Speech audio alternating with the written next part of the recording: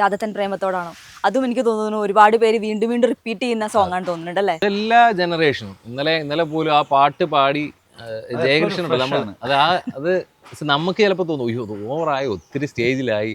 അതുപോലെ തന്നെ ജയകൃഷ്ണൻ നമ്മളെ വയലും വായിക്കുന്ന ജയകൃഷ്ണൻ ചേട്ടാ ഞാനത് പാടി മറ്റേ കാതലേ പോഷൻ ഉണ്ടല്ലോ. അപ്പോൾ ചേട്ടാ ഞാനത് വായിച്ച് മടുത്തു. അപ്പോൾ എടാ നീ മടുത്തായിരിക്കും, പക്ഷെ ആൾക്കാർക്ക് അത് കേൾക്കുമ്പോഴുള്ള സന്തോഷം നിനക്ക് മനസ്സിലാകുന്നില്ല. അപ്പോൾ പറഞ്ഞു ഏതൊരു വേദിയിൽ അത്ര എനിക്ക് തോന്നുന്നില്ല ചേട്ടാ ഇഷ്ടപ്പെട്ടു എന്ന് തോന്നുന്നില്ല എന്നാൻ പറഞ്ഞു.